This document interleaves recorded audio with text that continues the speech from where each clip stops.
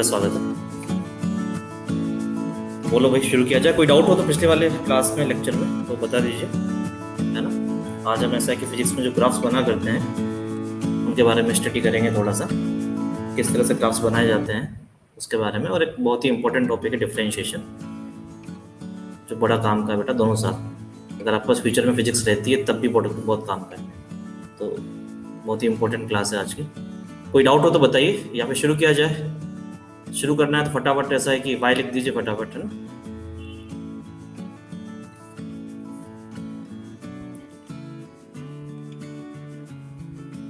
Okay,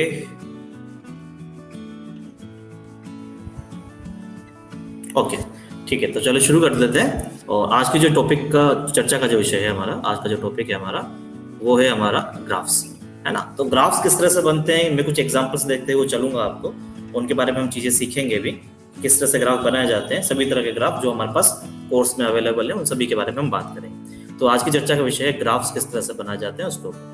तो सीधी सी बात ऐसा है कि बहुत सारे आपके पास ग्राफ बनते हैं, जो सबसे कॉमन ग्राफ जो आपके पास बनता है वो फर्स्ट केस अगर बात की जाए तो सीधी सी बात ऐसा है कि if y is equals to x, ऐसा ये जो कॉमन ग्राफ है, इसके अंदर अगर देखा जाए तो y एक्सिस पे आने वाली कोई भी क्वांटिटी x एक्सिस पे आने वाली किसी भी क्वांटिटी के प्रोपोर्शनल, ऐसा ग्राफ हो आपका। सीधी सी बात ऐसा कि y इक्वल्स टू आपका ऐसा, या फिर mx दे रखा हो सिर्फ, तो इसका ग्राफ किस तरह से बना करता है उसके बारे में हम बात करेंगे।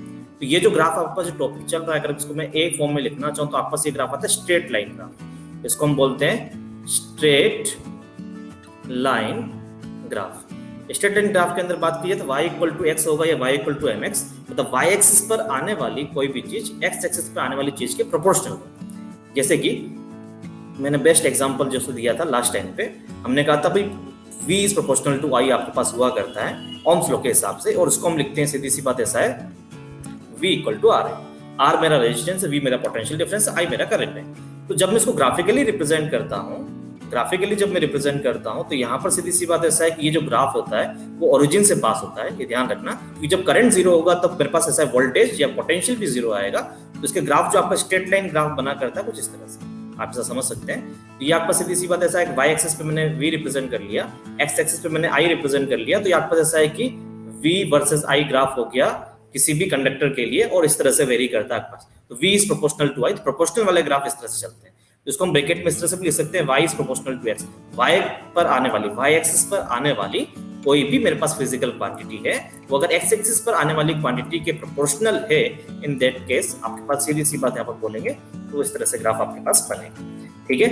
और आपके पास वो ग्राफ कहाँ से पास होगा, ओरिजिन पे कहलाएगा। यहाँ पर मैंने जो m लिखा है, m मेरा क्या होता है, स्लोप होता है, मैंने आपको बताया था लास्ट टाइम पे, है ना, जिसको हम ऐसा है कि tan थीटा भी बोलते हैं। Theta is the angle with respect to positive axis of positive X axis हम बोलते हैं। तो यहाँ पर मेरे पास जो स्लोप अगर कहा जाए इस ग्राफ के लिए स्लोप क्या होगा, तो हम कंपेयर करेंगे y इक्वल टू mx के साथ में। तो y की जगह मेरे पास v आ रहा है, मेरे पास बिल्कुल सही, y एक्सिस पे v आ रहा है, x एक्सिस पे मेरे पास i आ रहा है, करंट आ रहा है, मैंने कहा बिल्कुल सही है। स्लोप की जगह m की जगह मेरे पास आ रहा है, तो उसका स्लोप मेरे पास आ रहा है। स्लोप जितना ज्यादा है उतनी ज्यादा आपका सीधी सी बात ऐसा है कि इसका इंक्लिनेशन उतना ही एंगल ज्यादा होगा, ये चीज ध्यान रखिए। तो यहाँ पर आपके पास एक ग्राफ इस तरह की कैटेगरीज में आते हैं स्ट्रेट लाइन के अंदर।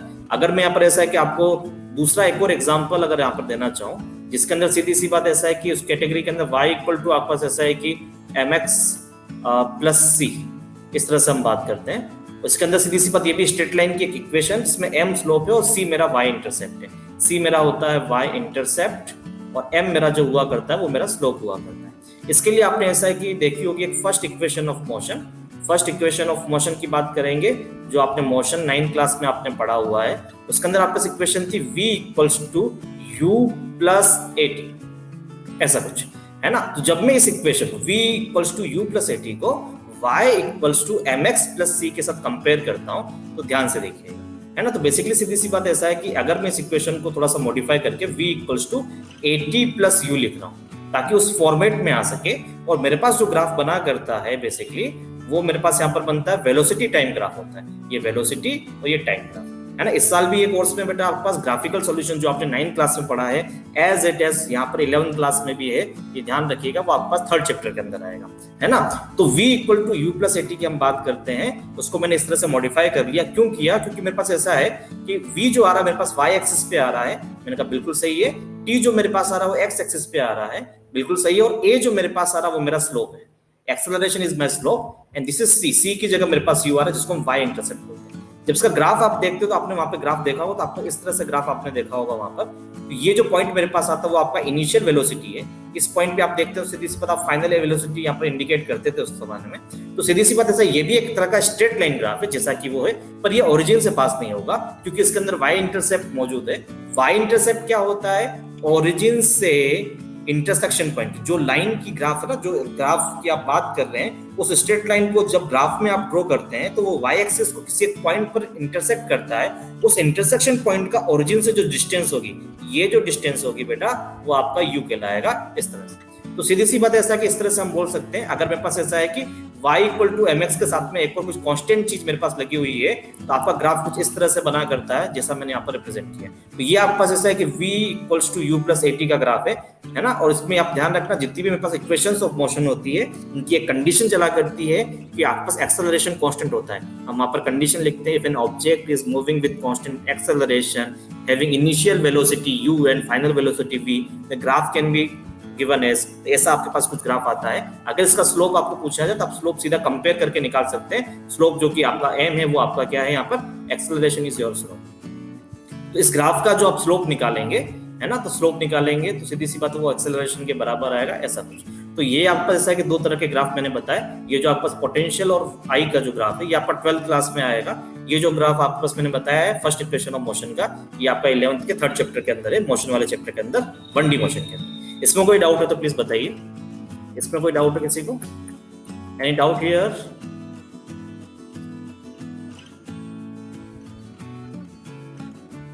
No doubt? ओके, बहुत बढ़िया है ना। फटाफट बेटा ऐसा है कि लिख लीजिए इस चीज को, है ना, हो जाए तो प्लीज बता दीजिएगा, है ना, एक बार लिख लीजिए। या फिर एक काम करता हूं मैं, आज एक व्हाट्सएप ग्रुप बना दूंगा तुम्हारा, है ना, तो ऐसा है कि जो भी हम यहाँ पर लिखते हैं उसका स्क्रीनशॉट करके मैं आपको फिर ऐसा है कि नेक्स्ट क्लास से, आज से नहीं नेक्स्ट क्लास से मैं उसको फिर ऐसा है कि व्हाट्सएप ग्रुप में सेंड कर दूंगा, ताकि ऐसा है कि आप रीचेक भी कर सकते हैं लिखने का समय। ऐसा अगर ऐसा है कि थोड़ा कोर्स पे थोड़ा सा जल्दी कर लेंगे हम उससे, तो हमारे लिए थोड़ी सहूलियत रहेगी, ऐसा है ना। डन, वाह बढ़िया।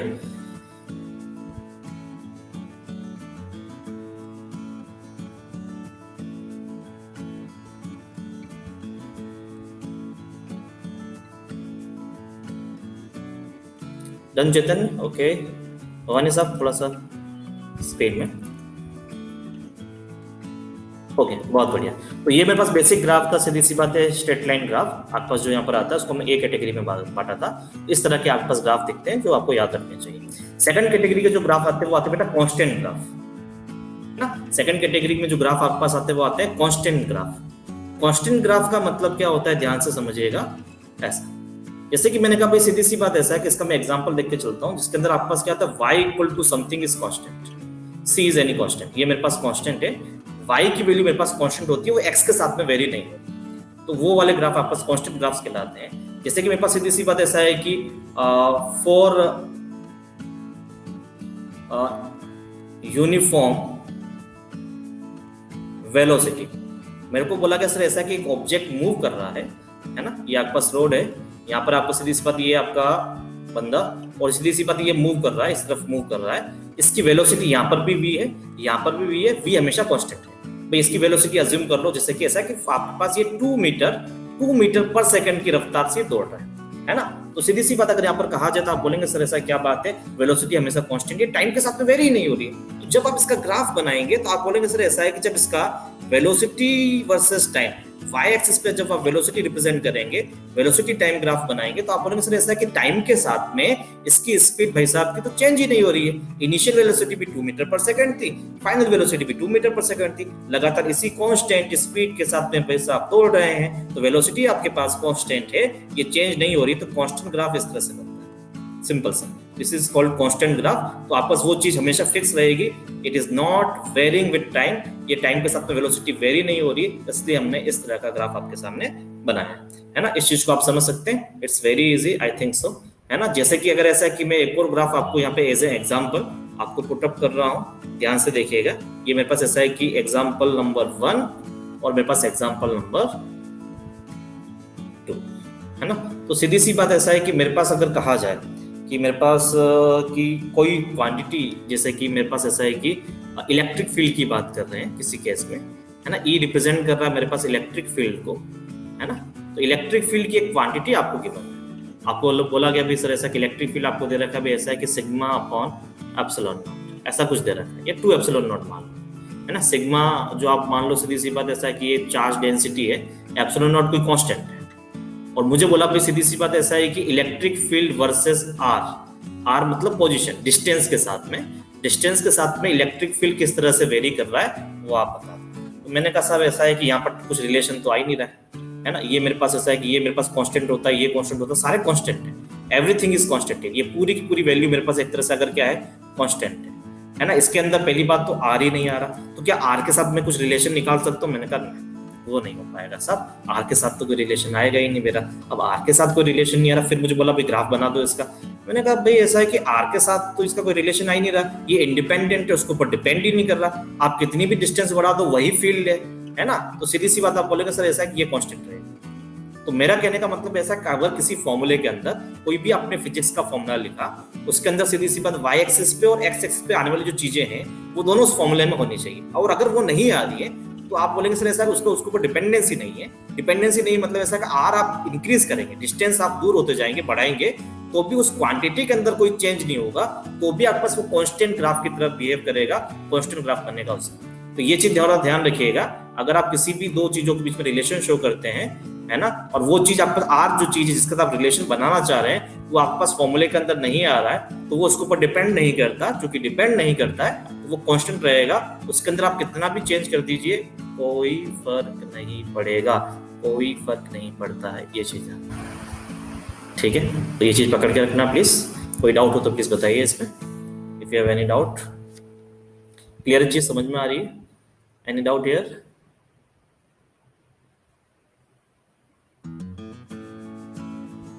No doubt?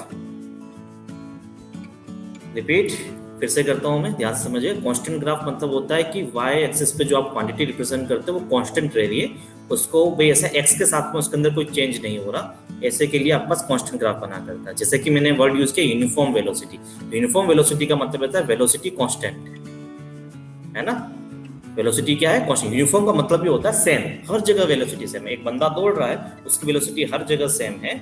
एग्जांपल 2, ओके, इसको भी फिर सुन ही लो बेटा क्या जा रहा है ना। तो उसकी वेलोसिटी हर जगह कांस्टेंट है, तो मेरे पास ऐसा है कि वो टाइम के साथ में वेरी नहीं कर रहा, दैट्स इट, है ना।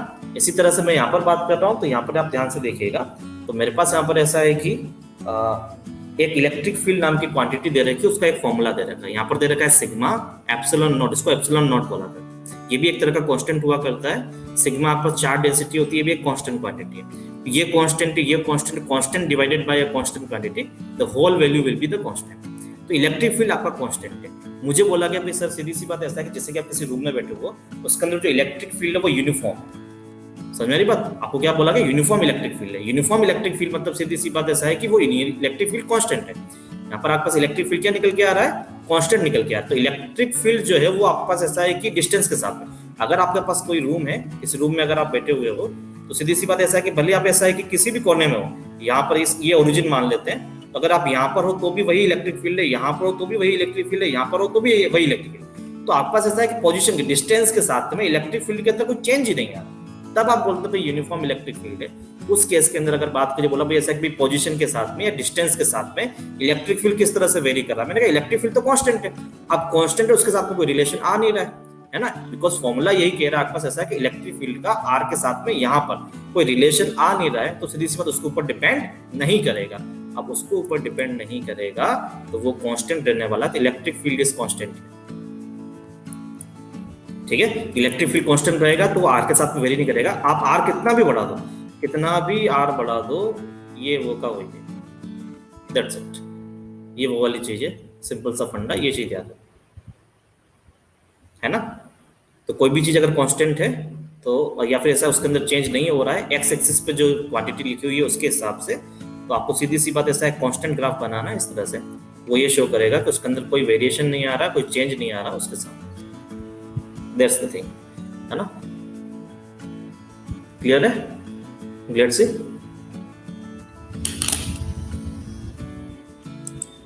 है ना? ओके, कोई डाउट हो तो फिर वापस ऐसा पूछ लेना। भवानी साहब,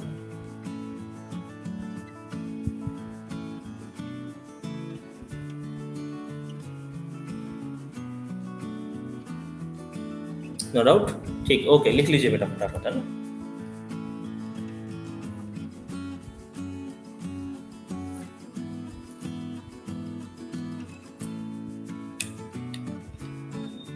डन, ओके,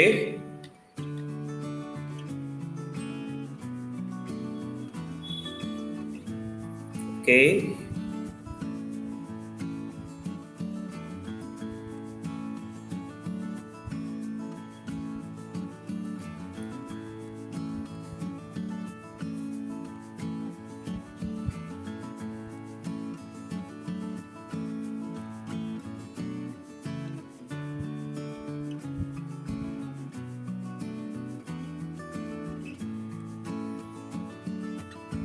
ओके, क्लियर, ठीक। नेक्स्ट हम बात करेंगे फिर फटाफट ऐसा है कि थर्ड पॉइंट या सी पॉइंट हम बात करें। मेरे पास स्ट्रेट लाइन ग्राफ हो गए, कांस्टेंट ग्राफ हो गए। सी मेरे पास तीसरी तरह का जो ग्राफ आता है मेरे पास आता है, सीधी सी बात ऐसा है कि parabolic graph.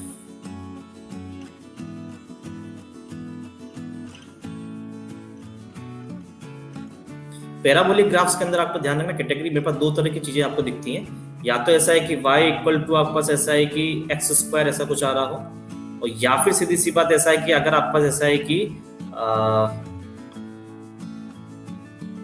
x equal to y square, जिसको हम बोल सकते हैं भाई सीधी सी बात ऐसा है कि, और नहीं लिखते, हम एंड कर लेते हैं इस चीज को, है ना?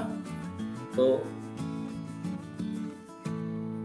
या फिर इसको लिख लें, या फिर सीधी सी बात ऐसा है कि, या फिर आपके पास ऐसा है कि y equal to root x, इस तरह से आपके पास ग्राफ है। इनके बीच में बात करते हैं क्या बने। तो बेटा ऐसा है कि पैराबोला आपने सुना होगा, जब भी आपके पास क्वाड्रेटिक इक्वेशन इन्वॉल्वमेंट होती है, या फिर अगर आपका जो फंक्शन आ रहा हो या पॉलिनोमियल मेरे पास जो आ रहा हो, y इक्वल टू समथिंग जो चीज आ रही है, वो अगर क्वाड्रेटिक पॉलिनोमियल की फॉर्म में है, तो highest power of the variable अगर अपने पास 2 है, उस केस में पैराबोला की शेप बनती है। पैराबोला की जो शेप होती है वो ऐसा बाउल शेप होती है एक्चुअली। और अगर आप इसका जब ग्राफ बनाते हैं तो बेसिकली ऐसा ध्यान रखना, y equal to x square का जो ग्राफ बनता है उसकी शेप आती है आपके पास कुछ इस तरह से, है ना? y equal to x square की जो शेप आती है वो कुछ इस तरह से आती है। ये आप देख सकते हैं भाई सीधी सी बात ऐसा कि बाउल बना है। नेगेटिव में कभी कभी हम बात करते नहीं है, नेगेटिव में कभी कभी हम बात नहीं करते, तो सिर्फ ऐसा है कि सिर्फ पॉजिटिव एक्स एक्सिस से पॉजिटिव y एक्सिस में ये जो ग्राफ आपके पास निकल के आता है वो इस तरह से निकलता है ना? ये आपके पास पैराबोला को रिप्रेजेंट करता है ना? इसी तरह से अगर बात की जाए, मेरे पास ऐसा है कि x equals to y square ऐसा, तो यहाँ पर थोड़ा सा डिफरेंस यहाँ पर कंपेयर करना अगर आपको मिले ध्यान से, तो बेसिकली ऐसा है कि इसके अंदर आपका जो ग्राफ बनता है वो बनता है आपके पास ऐसा है कि इस तरह से,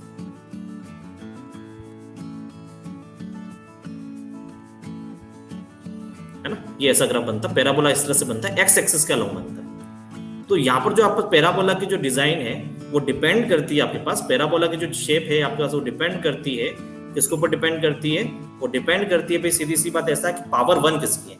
अगर y की पावर 1 आ रही है मेरे पास, तो ये y एक्सिस के अलोंग पैराबोला बनता है, इस तरह से घुमाता होगा इस तरह से। और अगर मेरे पास x की पावर 1 आती है तो x एक्सिस के अलोंग पैराबोला बनेगा। ये बाउल शेप जो आपके पास आ रही है, कटोरा वाला शेप, वो इस तरह से आएगा, है ना? तो ये आपके पास ऐसा है कि इस तरह से आप कैटेगराइजेशन कर सकते हैं, समझ सकते हैं, इस तरह से आपके पास चल रहा है। ठीक है, जैसे कि मैं ऐसा है कि इसके लिए एग्जांपल आपको दूंगा, इसके लिए बढ़िया एग्जांपल जो आपके पास दिखता है, सीधी सी बात ऐसा है कि एग्जांपल, तो मेरे पास ऐसा है कि s equals to ut plus half at square, है ना? ये जो आपके पास बेसिकली हम बात करते हैं, ये आपके पास सेकंड इक्वेशन ऑफ मोशन है। सेकंड इक्वेशन ऑफ मोशन आपने पढ़ा होगा 9th क्लास में, थोड़ा बहुत आइडिया होगा, अगर याद नहीं फिर भी मैं बता देता हूँ। s मेरे पास यहाँ पर डिस्टेंस या डिस्प्लेसमेंट हुआ करता है, u is my initial velocity, t is my time and a is the acceleration here. तो बेसिकली मेरे पास s equals to ut plus half at square मेरे पास एक ऐसा है कि सेकंड इक्वेशन ऑफ मोशन है। सपोज मुझे कहा जाए कि सीधी सी बात ऐसा है कि मेरे पास इनिशियल वेलोसिटी 0 है, एक कोई ऑब्जेक्ट या कोई कार, आप ये समझ लीजिए, मेरे से कारें बढ़िया नहीं होती बनती, है ना? तो डिजाइन जैसी भी बने, मान लेना कि ये car, let us assume that it is a car, आप समझ सकते हैं फिर भी मैं कितना टाइम लगा रहा हूँ उसको बनाने के लिए, but it is a car. ठीक, टैंक जैसा लग रहा है, पर फिर भी मान लेते हैं लेट इज कार। तो मैंने कहा भाई पहले ये बेचारी गाड़ी रेस्ट पे थी, इनिशियल वेलोसिटी सी, और ये मूव होना शुरू हुई धीरे धीरे धीरे, और कुछ टाइम बाद इसकी वेलोसिटी आपके पास v हो गई। मैंने कहा ठीक है जी, है ना, इस पॉइंट पे आके वेलोसिटी इसकी v हो गई, है ना। तो रेस्ट पे है भैया, स्टार्टिंग में रेस्ट से गाड़ी चालू होना स्टार्ट हुई, धीरे धीरे उसकी वेलोसिटी बढ़ती है ना। अब एक्सेलरेटर पे आप ऐसा पावर रखते हो तो, है ना, प्रेस करते हो तो यहाँ पर ऐसा कि u की वैल्यू अगर आप 0 यहाँ पर रखते हो, इस इक्वेशन में रखते हो, तो मेरे पास यहाँ पर s की जो वैल्यू मेरे पास आएगी, है ना, तो s की वैल्यू मेरे पास आ जाएगी 0 + हाफ at स्क्वायर, और या फिर बोल सकते हैं s = half at square. It is just like this.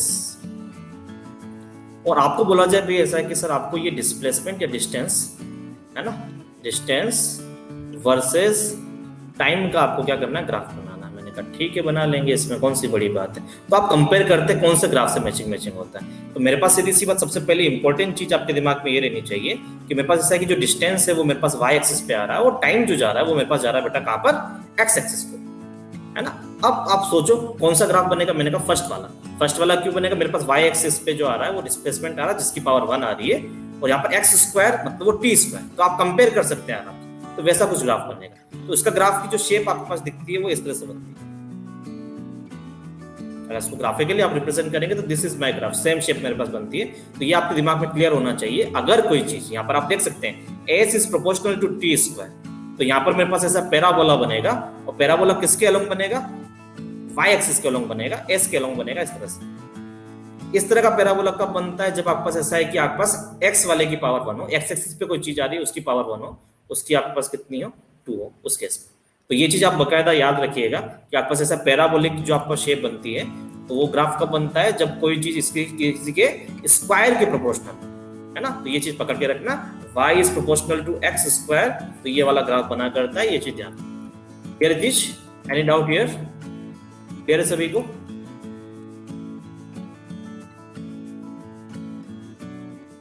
Any doubt, कुछ रिपीटेशन की जरूरत है।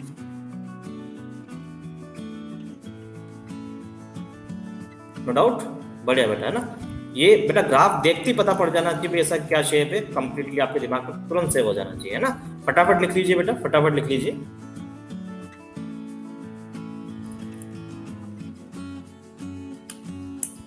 डन, चीटिंग कर रहे हो सर, हैं भवानी साहब, साथ साथ लिख रहे हैं सर आप।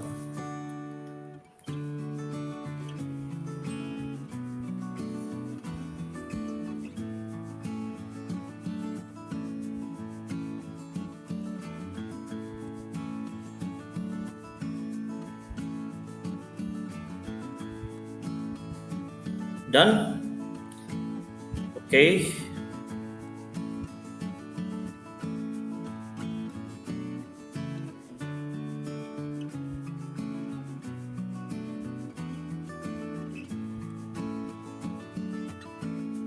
एक बार वापस रिवाइज कर लीजिए जिनका हो चुका है, प्लीज, है ना, रिवाइज कर लो बेटा एक बार, हमने क्या क्या पढ़ा है।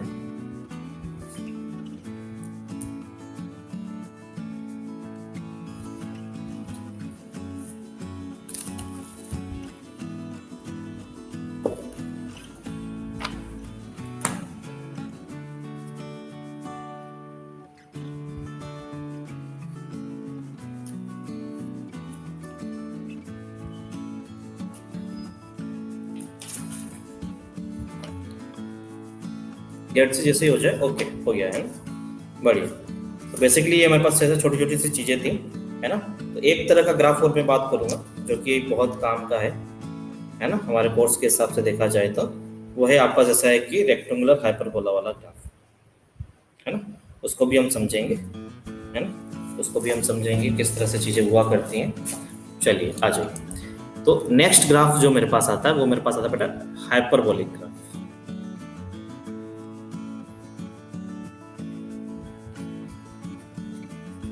ये हाइपरबोला, कितना ही बोला है, एक तो पैराबोला है ना, दूसरा एक और बोला आता है मेरे पास हाइपरबोला, है ना। हाइपरबोला का ग्राफ क्या होता है आपके पास, हाइपरबोला ग्राफ जो आता है वो कब आता है, तो सीधी सी बात ऐसा है, अगर आपके पास कोई quantity y is inversely proportional to x है ना, या फिर कंडीशन आ रही y is inversely proportional to x square है, या फिर y is inversely proportional to x square. Inversely proportional में जैसे आप घुसते हैं तभी ये चीज चालू हो जाती है, कि भाई ऐसा ऐसा ग्राफ बनेगा। ग्राफ में आपको लगता है कि आप शेप से आप डिस्टिंग्विश नहीं कर सकते, तीनों में लगभग लगभग आपको देखने में आपको लगेगा कि you are getting the same shape आपको दिखती है इस तरह से। ये आपका पास y और ये आपका सारा x ऐसा है ना। और जितनी सीधी सी बात ऐसा है कि जितना ज्यादा आपके पास ऐसा है कि पावर बढ़ती जाती है, this graph becomes more steeper का मतलब सीधी सी बात चेंज आपके पास ऐसा ज्यादा होना लग जाता है। It may be like this, ऐसा है कि अगर आपका ऐसा ये ग्राफ इस तरह से y is inversely proportional to x, ऐसा मैं एक ग्राफ बता रहा हूँ। एक और मैंने ग्राफ बताया, सीधी सी बात ऐसा है कि ये आपके पास ऐसा ये चीजें हैं आपके पास बेसिकली। तो आपको पूछा जाए ऐसा कौन सा ग्राफ कौन सा है, तो आपका दोनों ही ग्राफ हाइपरबोला है। अगर आपको बोला जाए कौन सा ग्राफ कौन सा है, कौन सा y is inversely proportional to x square का है, कौन सा y is inversely proportional to x का है, तो बेसिकली ये चीज ध्यान रखना ऐसा है कि ये जो x स्क्वायर वाली जो चीज है उसके अंदर चेंजेस बहुत ज्यादा फटाफट हो। अगर आपने x में इंक्रीमेंट लेते आओ तो y में डिक्रीमेंट बहुत ज्यादा आ जाए, क्योंकि ये स्क्वायर हो रहा है ना। जबकि मैं x में इंक्रीज करता हूँ तो y में डिक्रीमेंट आएगा, पर उतना नहीं जितना आपने ऑब्जर्व किया है, और वो भी ऐसा है कि 1 से ज्यादा करना है। तो सीधी सी बात ऐसा है कि जो डिक्रीमेंट जो है y के अंदर किसके अंदर ज्यादा आता है, मैंने कहा ये जो ब्लैक वाला जो ग्राफ है वो आपके पास y is inversely proportional to x square है। जबकि मैं ऐसा है कि रेड वाले ग्राफ की बात करूं, जो रेड कलर से मैंने बनाया है, वो ग्राफ इंडिकेट करता है y is inversely proportional to x, क्योंकि आपको जो चेंज है ना, ये जो आपके पास चीज आ रही है आपके पास 1 पे मान लेना, जब मेरे पास x 1 होगी तो y भी लगभग मेरे पास क्या आएगा 1 आएगा। ये चीज है, इंटरसेक्शन पॉइंट की बात की जाए तो 1 से ज्यादा अगर आप x की वैल्यू बढ़ाते हैं तो यहाँ पर x का स्क्वायर होगा, तो यहाँ पर डिनोमिनेटर बहुत ज्यादा बढ़ जाएगा, तो y में डिक्रीमेंट जो है वो बहुत ज्यादा है। तो डिक्रीमेंट ज्यादा किसके अंदर आ रहा है, मैंने कहा ब्लैक वाले में ज्यादा आ रहा है, that's why y is inversely proportional to x square है ना। बेटा लोग 12 पास कर लेते हैं, बेटा लोगों को पता नहीं पड़ता इन दोनों ग्राफ के बीच में डिफरेंस क्या है। और लगभग ऐसा हर तीसरे साल ये क्वेश्चन इस तरह का एक सवाल कंपैरिजन के ऊपर बोर्ड एग्जाम में आता है ना। जेई में तो ग्राफ्स खूब आते हैं। अगर आप बात करें, जो आप कंपटीशन एग्जाम की बात करते हैं, फिजिक्स के पेपर में बात करें, नीट का जो पेपर आता है उसमें 45 क्वेश्चंस होते हैं, 45 में से 5 ग्राफ्स के ऊपर क्वेश्चन है ना, 5 क्वेश्चन ग्राफ्स के ऊपर होते हैं है ना फिजिक्स के अंदर। जबकि जेई में अगर बात की जाए तो ऐसा है कि जो मेरे पास फिजिक्स का जो पेपर आएगा उसके अंदर मेरे पास 25 क्वेश्चंस है, 25 में से एटलीस्ट 3, कम से कम 3 में बोल रहा हूँ, 3 क्वेश्चन आपके पास ग्राफ्स के ऊपर आधारित है। लोगों को पता नहीं पड़ता कि इन दोनों का कंपैरिजन किस तरह से किया जाए, कौन सा ग्राफ किसको रिप्रेजेंट करा, लोगों को पता ही नहीं पड़ता है। तो बेसिकली आपके दिमाग में बड़ा क्लियर होना चाहिए ऐसा है कि जो 1 के बाद में जो डिक्रीमेंट जिसके अंदर ज्यादा आ रहा है वो आपका inversely proportional to x square है, और जिसमें कंपैरेटिवली अगर देखा जाए डिक्रीमेंट कम है ब्लैक वाले से, और रेड वाला ग्राफ वो इनवर्सली प्रोपोर्शनल टू x को रिप्रेजेंट कर रहा है। That's the main thing. इसके एग्जांपल को मैं समझाता हूं, आप किस तरह से इस चीज को समझेंगे। तो यहाँ पर ध्यान से देखिएगा, मेरे पास ऐसा है कि एक बहुत ही बढ़िया फोर्स होता है जिसको आप बचपन से पढ़ते आ रहे हो, उसके साथ आप फेमिलियर भी होंगे, ग्रेविटेशनल फोर्स। क्या कहता है बंदा चिल्ला चिल्ला के बोलता है ऐसा है कि मेरा जो फोर्स जो होता है वो प्रोडक्ट ऑफ मासेस के प्रोपोर्शनल होता है, inversely proportional to r square होता है, और एक कांस्टेंट मेरे पास था g, यूनिवर्सल ग्रेविटेशन कांस्टेंट। यहां से जब आप ऑब्जर्व करते हैं तो आपको लगता है सीधी सी बात ऐसा है कि यू कैन रिलेट कि the force is inversely proportional to r square. आपका जो फोर्स है वो r स्क्वायर के इनवर्सली प्रोपोर्शनल है। क्या बनेगा ग्राफ इसका, ये बड़ा इंपॉर्टेंट है। तो सीधी सी बात ऐसा है कि जब आप ग्राफ बनाएंगे तो बेसिकली सीधी सी बात ऐसा है कि सेम शेप बनती है। मैंने कहा ऐसा है कि आप ऐसा है कि रफली जो एग्जाम में बनाते हैं तो उसमें आप कंपैरिजन करना मुश्किल हो जाता है। सीधी सी बात ऐसा, बस ऐसा बना दो, बस इस तरह की शेप, ऐसा गिरता हुआ झरना, हाइपरबोला मतलब गिरता हुआ झरना बना दो बढ़िया तरीके से, ये आपका हाइपरबोला हो गया। दिस इज द बेसिक, ये आपके दिमाग में क्लियर रहना चाहिए। क्लियर सभी को? Getting my point? Getting my point? सबको समझ में आ रही है बात? तो गिरता हुआ झरना जो होता है वो आपस इनवर्सली प्रोपोर्शनल के ग्राफ को इंडिकेट करता है। You must know. Okay, well done, बहुत बढ़िया। लिख लो एक बार बेटा इसको फटाफट। ये हमारे ग्राफ्स, ये इतने से तो ग्राफ है ना, बेसिक ग्राफ्स मेरे पास जो है, ये मेरे पास बेसिक ग्राफ्स हैं। इसी तरह के ग्राफ्स आप देखेंगे बस। मैं